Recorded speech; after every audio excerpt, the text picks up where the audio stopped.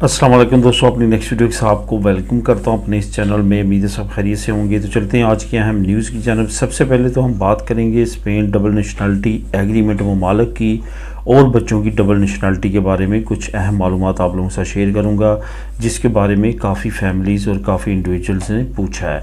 इसके बाद France, Spain और इंग्लैंड नया एक रायती मुआहदा है जो तय पाने के करीब है, इस पे बात करेंगे। स्पेन वर्कर्स के लिए एक अच्छी खबर है। उसके बाद स्पेन नेशनलिटी 10 साल की बजाय 20 साल की किन को मिल रही है, क्या उसके पीछे वजूहात हैं और किस तरह से उससे बचा जा सकता है, इस पे बात करेंगे वीडियो के आखिर में।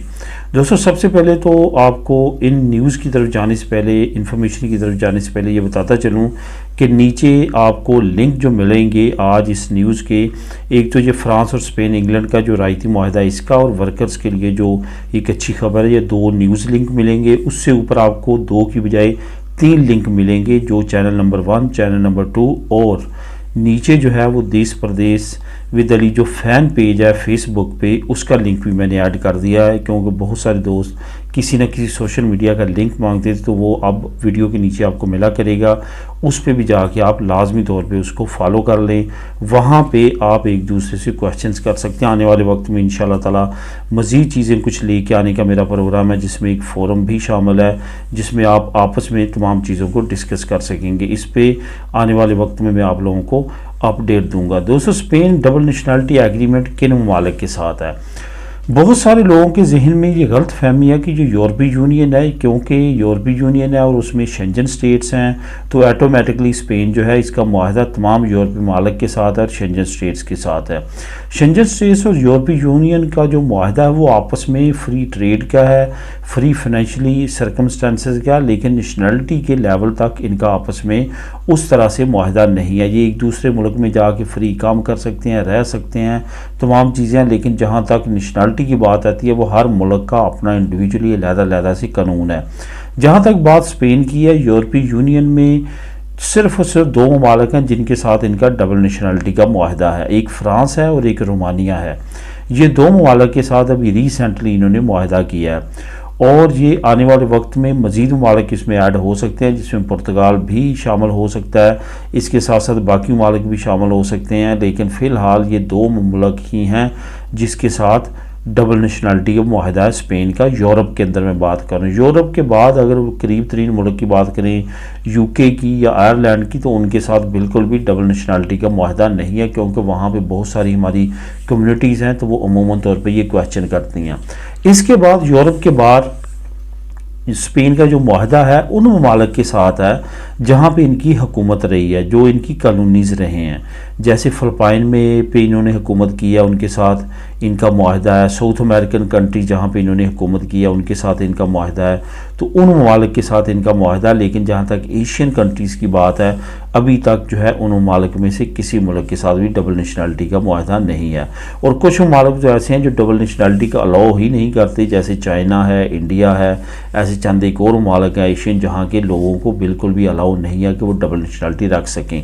इस वजह से स्पेन उन ममालिक के साथ डबल नेशनलिटी का मुआहदा वैसे ही नहीं कर सकता, क्योंकि उनकी आइन में शामिल है कि उनकी शहरी डबल नेशनलिटी नहीं रख सकते। जहाँ तक बात है पाकिस्तान की, पहले इस पर काफ़ी ज़्यादा हाइप क्रिएट हुई थी, काफ़ी ज़्यादा इस पर बातचीत भी बढ़ी थी। जो लास्ट पाकिस्तान की हुकूमत थी पीटीआई की, इमरान खान की, तो उसमें काफ़ी अच्छी बातचीत चल रही थी और काफ़ी मामला आगे बढ़ चुके थे। लेकिन जैसे वो मामला ख़राब हुआ वैसे ही तमाम इन चीज़ों को रोक दिया गया, और अब डबल नेशनलिटी का मुआहदा फ़िलहाल उस तरफ जाता हुआ नज़र नहीं आता जहाँ तक वो पहुँच चुका था और आने वाले वक्त में पहुँचने वाला था। अब इस पे देखते हैं नई हुकूमतें क्या करेंगी, क्या स्टेप्स उठाएंगी। वो जैसे नई अपडेट्स आएंगी वो भी आप लोगों के साथ शेयर करूंगा। जहां तक बात है बच्चों की डबल नेशनलिटी की, जब तक बच्चे 18 साल के नहीं होते उनको ये रायत दी जाती है कि वो रख सकते हैं डबल नेशनलिटी। फॉर एग्ज़ाम्पल अगर पाकिस्तानी बच्चे जो हैं वो स्पेन में पैदा हुए हैं, उनकी उम्र 4, 5, 6 साल है, तो वो दोनों नेशनलिटीज़ को साथ लेके चल सकते हैं। जब तक उनकी उम्र 18 साल नहीं होगी वो चल सकते हैं। लेकिन ये बात याद रखें कि एयरपोर्ट्स पे, यहाँ पे सरकारी सतह पे स्पेन के अंदर किसी जगह पे भी आपने मेंशन नहीं करना कि उन बच्चों के पास डबल नेशनलिटी है। उनके पास यही शो करना है आपने कि उनके पास स्पेनिश नेशनलिटी है।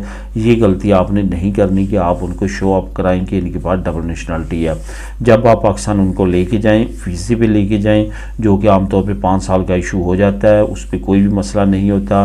स्पेनिश पासपोर्ट पे लेके जाएं, क्योंकि यहाँ पे आप स्पेनिश पासपोर्ट पे जाएंगे तो फिर वापस भी स्पेनिश पासपोर्ट पे आएंगे, तो आपको कोई भी किसी तरह का मसला नहीं होगा।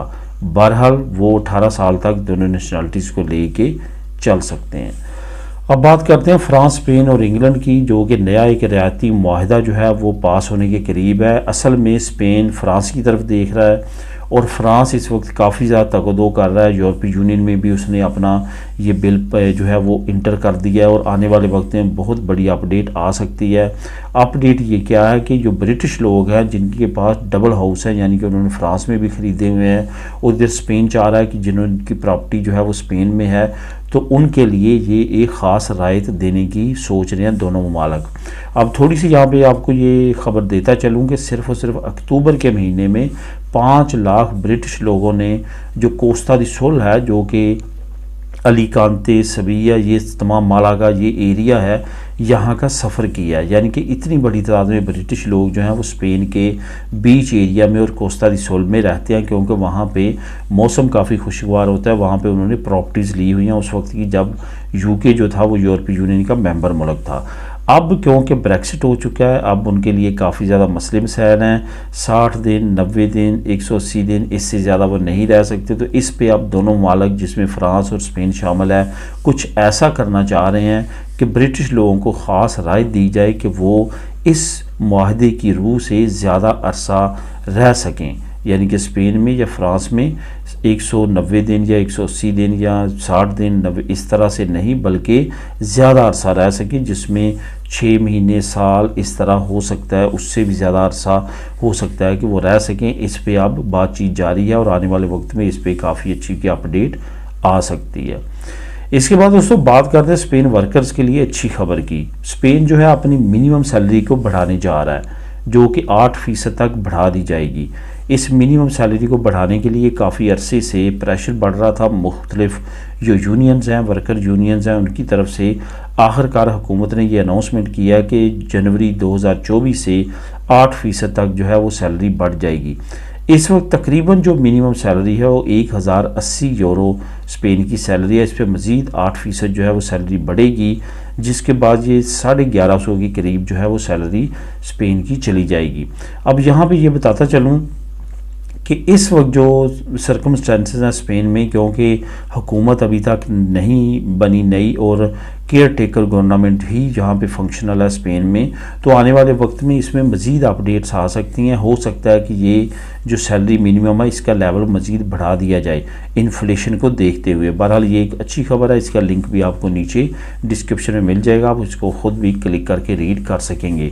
आखिर में दोस्तों बात करते हैं कि क्या वजूहात हैं कि स्पेन की नेशनलिटी 10 साल की बजाय कुछ लोगों को 20 साल बाद मिलती है और कुछ को तो 22 साल बाद भी मिलती है, जो कि मैंने ज़ाती तौर पे एक्सपीरियंस देखा है। 10 साल आपने यहाँ पे लीगल गुजारने होते हैं, उसके बाद आपने अप्लाई करनी होती है और अप्लाई करने के बाद आपको कुछ लोगों को 10 साल, 11 साल, 12 साल लग जाते हैं। वो लोग कौन से हैं? यहाँ पे मेरा बेशुमार लोगों के साथ एक्सपीरियंस हुआ। वो लोग वो होते हैं जिन पे कोई ना कोई क्रिमिनल रिकॉर्ड होता है। उनके जहन में ये होता है कि जैसे हमारा ये क्रिमिनल रिकॉर्ड जो है वो अदालत से केस साफ़ होगा तो हमारी नेशनलिटी पास हो जाएगी, लेकिन ऐसा नहीं हो पाता। बदकिस्मती से कुछ ऐसा निज़ाम इन्होंने बनाया है कि आप पे जब एक मरतबा की केस चढ़ जाता है, वो आप बेशक उसको साफ भी करवा लें तो ये आपको टाइम की सज़ा देते हैं। जो आपके काम अहम होते हैं उनको रोक देते हैं एक ख़ास मुद्दत के लिए। और मेरी बेशुमार लोगों के साथ बात हुई है, किसी ने फेक डॉक्यूमेंट बनाया था, कोई स्मगलिंग में मुलव्वस था, यानी कि केस था उस पर, किसी ने कुछ चीज़ें सेल ऐसी की थी जो अलाउ नहीं थी, कुछ इस तरह की एक्टिविटीज़ में कुछ ने डोमेस्टिक वायलेंस किया था, बाद में सुलह भी हुई, सारा कुछ हुआ। कुछ ने कुछ ऐसे काम किए जो कि फेक डॉक्यूमेंट्स में आते थे, वो उन पे केसेस थे, उन्होंने नेशनलिटी जमा करवाई, उनके सामने वो केस आया, वकीलों के ज़रिए उन्होंने क्लियर करवाया, 6 महीने, साल, 2 साल में, लेकिन जो मिनिस्ट्री ऑफ जस्टिसिया है जिन्होंने नेशनलिटी मेन पास करनी होती है, वो उस प्रोसेस को इतना लंबा ले गए कि किसी को 10 साल लगे, किसी को 11 साल लगे, और उसके बाद उनकी नेशनलिटी पास हुई और उसके बाद उनको मिली। तो दोस्तों, कहने का मेन मकसद ये है कि आपने बचना इन कामों से, ताकि आपके साथ भी ये मामलात ना हो। मैं ज़ाती तौर पे 6 से 7 लोगों को ऐसों को जानता हूँ जिन्होंने नेशनलिटी जमा करवाई, चंद महीनों से जो है वो बाद उनके केसेस को ख़त्म कर दिया गया, उन्होंने ख़त्म करवाया, जुर्माने अदा किए, सारा कुछ किया, मैक्सिमम साल में तमाम मामलात हो गए। उसके बाद उन्होंने वो अपनी रिपोर्ट जो है वो पेनाल्स की, वो जमा करवाई जस्टिसिया में कि मेरे ऊपर अब कोई केस नहीं, मेरा केस वो भी क्लियर हो चुका है, अब आप नेशनलिटी पास करें। वकीलों की भी तारीखें पढ़ती रही, पूछते रहे, सारा कुछ, लेकिन फिर भी उन पर साल लग गए और उसके बाद उनका काम हो सका। असल में इनकी टेक्निक ये है कि ये आपको टाइम की सज़ा देते हैं। अगर आप दूसरी सज़ा से बच जाते हैं या निकल जाते हैं, अपने आप को क्लियर करवा लेते हैं, तो ये दूसरी तरफ आपको सज़ा देते हैं, आपके कामों को रोक देते हैं। तो इस तरह से भी आपको तंग किया जाता है, और ये इस वजह से किया जाता है कि आपने कहीं ना कहीं कोई गलती की होती है। तो इन चीज़ों से आपने बचना है। तो ये थी आज की अहम न्यूज़ और इन्फॉर्मेशन। इसकी राय के बारे में आप बताइएगा कि क्या आप सोचते हैं, क्या आपके साथ कोई ऐसा एक्सपीरियंस है, तो नीचे आप कमेंट कर सकते हैं। मिलेंगे नेक्स्ट वीडियो में नई अपडेट्स के साथ। अल्लाह हाफिज़।